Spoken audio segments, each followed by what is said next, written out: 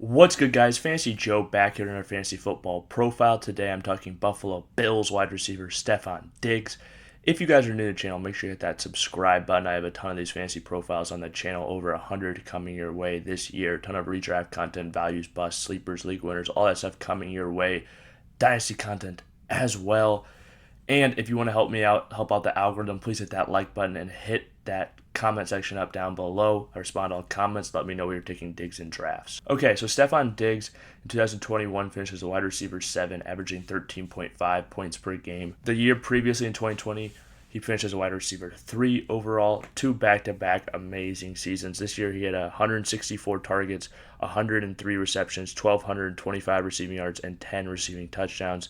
In 2020, he had 166 targets for 127 receptions, 1,535 yards, and 8 touchdowns. Both years with 165 plus or 164 plus targets, depending on who you look at. He's an absolute target hog, and these targets aren't going anywhere. I think the touchdowns are here to stay as well. Here's the thing you need to know about Stefon Diggs and these touchdowns. He had 33 red zone targets last year, second most in the NFL behind only Cooper Kupp. The Buffalo Bills also gave him a new contract this year, a 4-year, $96 million extension. Shows that he's very valued in their offense. He was 5th in the entire NFL in targets in 2021.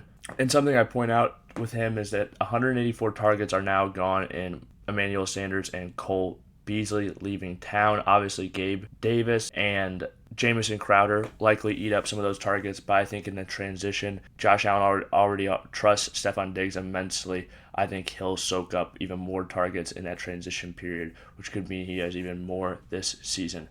One thing, though, I do point out is I've heard that Eric Wood talked about this a little bit on a podcast I listened to, ex-Bills center, that McDermott likes to limit the touches of his star receivers so that they can be healthy headed into the playoffs, star players just in general. I think this is something to watch out for a little bit. Also, Josh Allen had a ton of attempts last year, 646 attempts, up from 572 the year previously.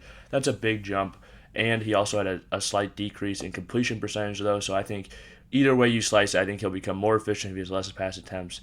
If he keeps that same amount of pass attempts, I think he'll become a little bit more efficient as well.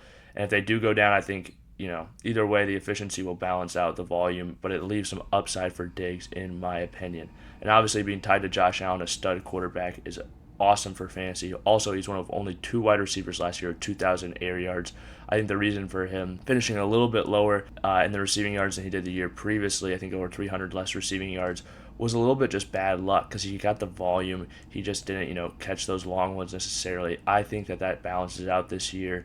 And like I said, the touchdowns are here to stay, I think, because of the amount of red zone targets that he is getting. I think that continues, and we see touchdowns, we see yards, we see everything for Stefon Diggs, and he continues to be a fantasy football force. I have him projected this year for 115 plus receptions, 1,350 plus receiving yards, and 12 touchdowns. I have the yards coming back up, the receptions coming back up, and I think the touchdowns stay. So I think Diggs is going to be an absolute stud this season. Don't be scared off because he had a slightly down year, or slightly disappointing for people who drafted him last year.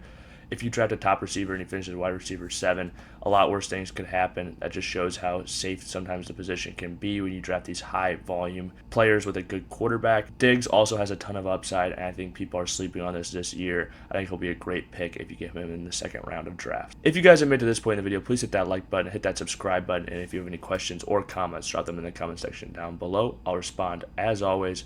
This has been Fantasy Joe. Thank you guys for watching.